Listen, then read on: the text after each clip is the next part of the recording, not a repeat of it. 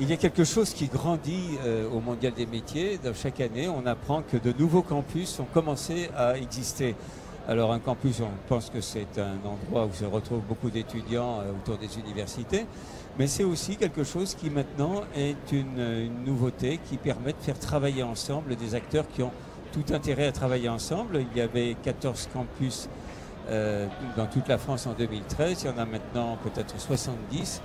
Et vous allez nous expliquer, nous inviter Stéphane Grandsaigne qui travaille dans l'aéronautique et Emmanuel Vigneault dans le design. Qu'est-ce que c'est d'abord peut-être Stéphane, qu'est-ce que c'est qu'un campus? Alors, le campus des métiers et des qualifications est une labellisation du ministère de l'Éducation nationale.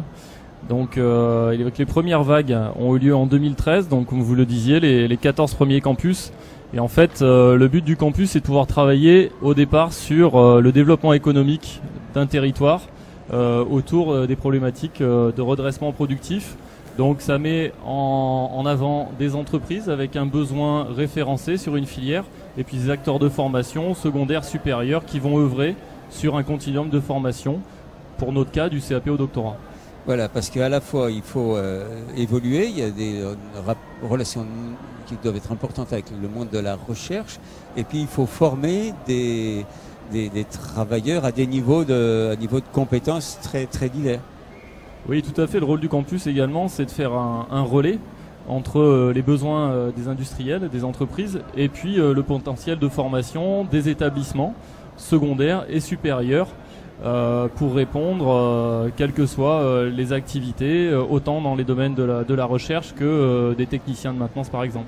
Parce qu'on entend souvent se plaindre des patrons qu'ils ne trouvent pas la main-d'œuvre compétente dans les domaines pointus avec de la recherche, de l'innovation dans lesquels ils ont besoin. On dit l'éducation nationale n'est pas assez réactive, elle continue à former des gens dans des domaines où on n'a plus besoin vraiment de ces compétences-là, et au contraire on ne trouve pas. Donc le campus est un des éléments de réponse. On a vraiment un élément de réponse parce qu'on travaille directement avec le besoin des industriels en mettant directement en lien les formations de l'initial, scolaire, apprentissage, et également le volet formation continue pour arriver à faire corréler totalement le besoin professionnel et le monde de la formation.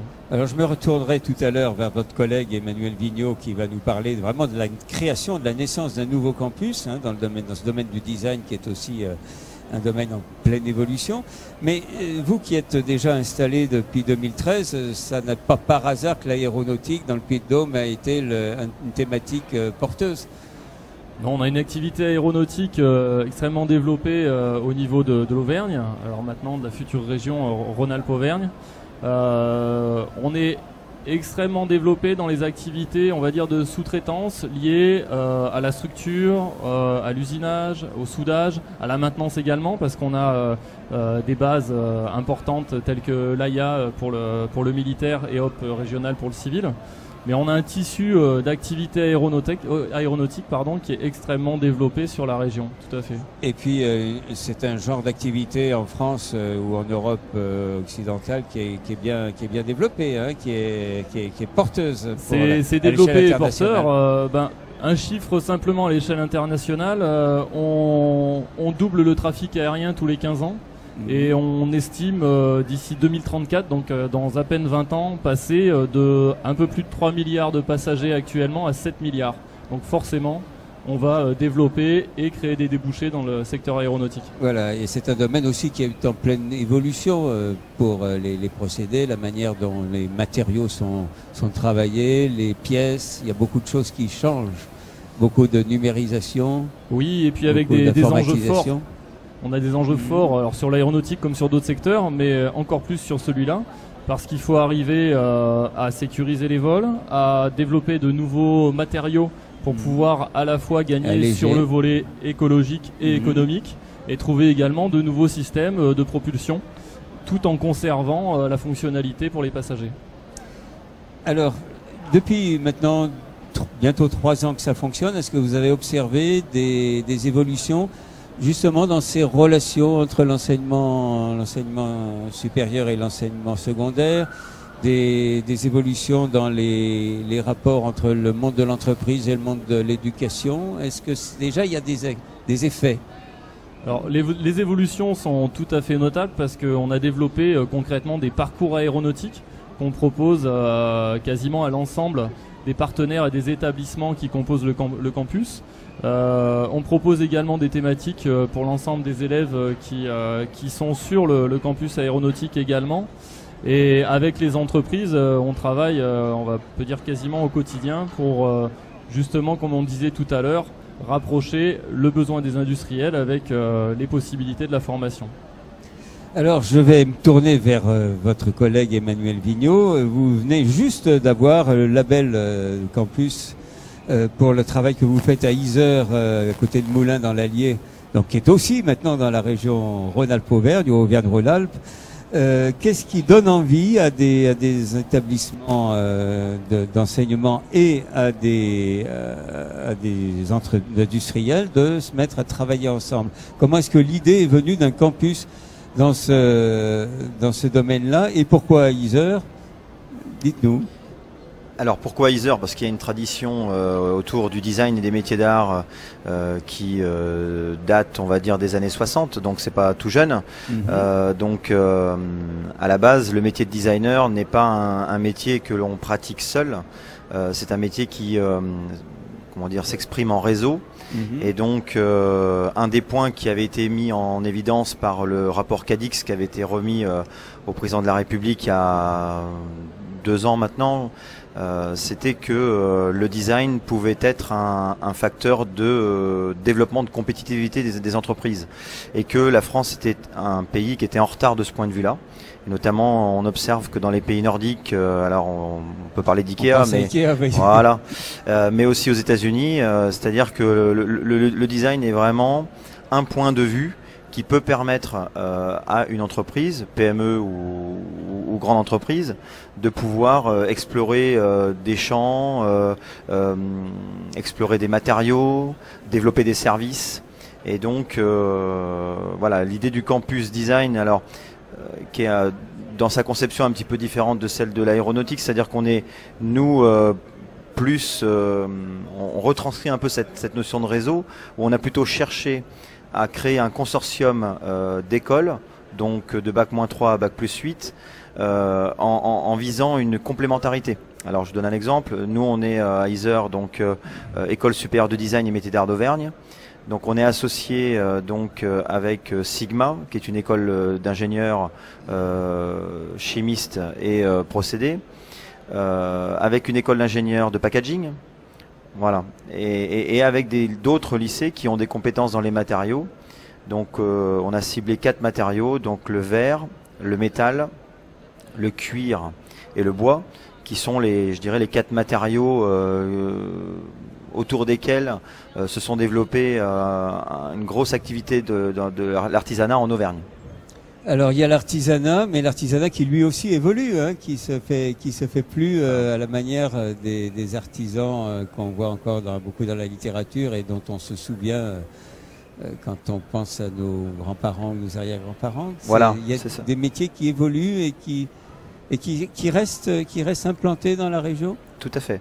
L'artisanat, c'est vraiment, je dirais, une activité que l'on nomme non délocalisable. C'est-à-dire qu'aujourd'hui, la mondialisation nous amène à envisager des modes de production dans des pays émergents.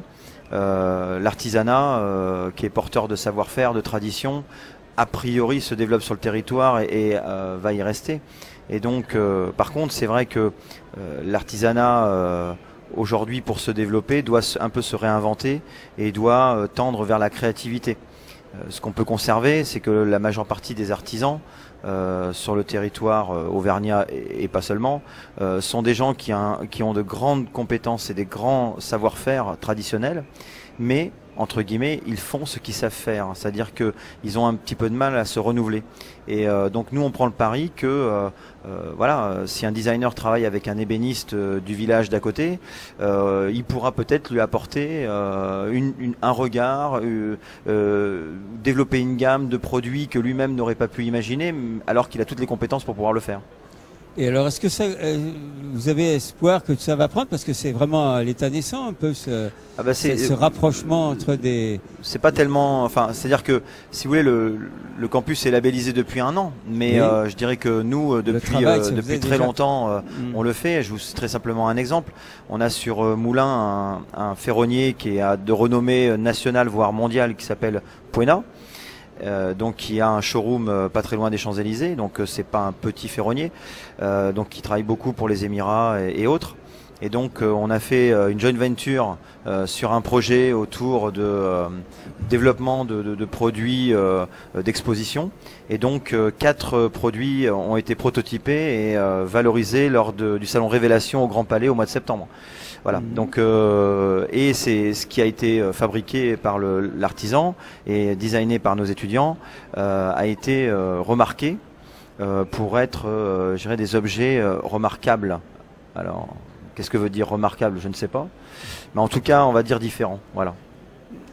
Donc, alors dans les métiers que vous rassemblez, auxquels vous formez vos lycéens, vos étudiants, c'est les métiers qui sont liés à la production, ou il y a aussi des métiers liés à la commercialisation et à tout ce qui accompagne la production, si on veut, alors, dans le monde. C'est un petit peu tout ça. C'est un petit peu tout ça. C'est-à-dire que pour moi, le designer, c'est quelqu'un qui, certes, doit faire appel à des références culturelles, sociologiques, mais aussi technique et aussi économique. C'est-à-dire que le designer, c'est pas un artiste, c'est pas quelqu'un qui crée une œuvre dont le seul objectif est d'être belle. Le designer, il crée un projet, un objet ou un espace, et cet espace doit rentrer dans l'enveloppe budgétaire, doit répondre à des besoins, et donc le designer travaille sur un cahier des charges. Et donc le pari que l'on fait nous, c'est que nous effectivement on est plutôt positionné sur le design de produits, c'est de dire aujourd'hui on peut créer des produits, hein, des tables, des chaises, des voitures, tout ce qu'on veut, en s'associant avec différents lycées qui ont des moyens de production. On est capable, sur la base d'un cahier des charges ou d'un projet proposé par une entreprise, non seulement de designer, mais aussi de produire un prototype en vrais matériaux à l'échelle 1 pour que l'entreprise puisse se dire ah oui effectivement entre guillemets c'est beau ce que vous avez fait, mais en plus vous l'avez fabriqué, et une fois qu'il est fabriqué effectivement j'arrive à me projeter et cet objet là je peux le commercialiser. Alors vous avez des lycéens et des étudiants dans votre dans oui, le campus. Voilà, donc on a sur le champ des matériaux, donc métal, verre, bois et cuir. Donc des étudiants, des élèves de la voie professionnelle, donc CAP, Bac Pro et BTS ou voire DMA, donc Bac plus 2. Alors eux sont déjà des étudiants et des étudiants donc Bac plus 2 dans les matériaux, et après donc c'est les designers donc niveau Bac plus 4 et des étudiants d'école d'ingénieurs, donc là niveau Bac plus 5. Et l'école d'ingénieurs se trouve dans votre secteur Non, là on est vraiment sur le territoire, hein, c'est-à-dire que les écoles d'ingénieurs sont sur Clermont-Ferrand. Voilà, et il y en a une, donc les EPAC, d'ailleurs ils sont présents sur le salon, qui elle est au Puy-en-Velay. Et ça commence à se savoir, il y a une idée que c'est vraiment des métiers qui ont un avenir, qui se préparent ici. Oui, vraiment. Alors, pour prendre un exemple, c'est-à-dire que quand on a travaillé sur la notion de campus, on a commencé à faire un listing un petit peu des partenaires industriels que l'on avait, et très vite on s'est rendu compte que entre les EPAC, l'école de chimie et le lycée Jean Monnet, on avait les mêmes partenaires. C'est-à-dire que je prends un exemple, la cristallerie de Saint-Louis du groupe Hermès, donc qui est donc dans l'Est, porte donc une thèse en chimie sur le cristal, on va dire. Dans cette entreprise-là, nombre de jeunes qui sont à la production sont issus du lycée Jean Monnet, puisque le lycée Jean Monnet est École nationale du verre, et que tous ces éléments, une fois fabriqués, sont packagés par des jeunes de les EPAC. Donc ça veut dire qu'on s'est rendu compte que voilà, sur une même entreprise, il y a une intégration dans l'ensemble de plusieurs fonctions. Fort de ce constat, aujourd'hui on démarche les entreprises en disant bah écoutez, voilà, on n'est pas simplement nous une école du verre ou une école de design, on n'est pas simplement une école d'ingénieur ou une école de packaging. Nous on est capable, proposez-nous des projets, on est capable de travailler sur la production, sur le matériau, sur le packaging, sur le design, et donc d'offrir une prestation globale forte de, je dirais, du consortium du campus Design Matériaux Innovation. L'existence d'une image de la France comme lieu dans lequel on fait de belles choses, on fait de beaux objets, des objets de luxe, c'est quelque chose qui aide aussi sur le plan international à développer vos travaux. Oui, sans aucun doute. Alors après, effectivement, bon, tout le monde parle du luxe. Certes, ça reste quand même un vecteur économique important parce que c'est tourné vers l'export. Donc c'est vrai que quand on parle de luxe, forcément, on parle de matériaux nobles, on parle de création, et donc c'est une composante importante du campus Design Matériaux Innovation. Pour ne citer que 3 de nos partenaires historiques, Baccarat, Saint-Louis et Lalique. Voilà, donc même si on n'est pas verrier, on connaît ces noms-là. Oui. Si on prend aussi Pochet du Courval, qui est beaucoup moins connu, mais qui est le plus gros fabricant de flacons de parfum au monde. Mais il y a quand même l'idée, peut-être, parmi vos étudiants et parmi vos enseignants, que la beauté devrait être pour tout le monde. Oui, c'est-à-dire que c'est l'essence même du design. C'est-à-dire que une des belles productions de Stark, c'est la chaise à 10 €. Oui. Donc voilà, donc c'est mettre à la portée de tous l'esthétique, voilà, tout ce que peut porter le design. Je vais poser une question maintenant à tous les deux. Est-ce que ce type de démarche, vous nous avez dit qu'elle a été initiée il y a en 2013, est-ce que ce type de démarche, quand vous venez ici au Mondial des métiers, est-ce qu'il y a une curiosité, est-ce que ça donne envie à d'autres équipes, à d'autres territoires de se lancer dans des démarches analogues? Est-ce que vous avez essaimé un petit peu ici depuis l'année dernière où vous commencez à venir plus présenter vos travaux? Alors, ça apporte surtout une bonne lisibilité d'une filière, c'est surtout ce qu'on veut montrer, avec des cursus qui sont réellement écrits et compréhensibles par tous les acteurs. Et je pense qu'on a réussi, avec les quelques années d'expérience que l'on a maintenant sur le campus, à créer une vraie identité au sein de nos équipes et de nos élèves et étudiants qui se ressentent membres du campus aéronautique, même peut-être de façon plus prégnante que être membre d'un lycée ou d'une école d'ingénieurs X ou Y. Voilà, on a réussi à créer une entité, de l'identité, une cohésion, de l'avenir, de l'envie de faire. En lien en plus avec les personnes pour qui ils vont œuvrer plus tard, c'est-à-dire les entreprises partenaires.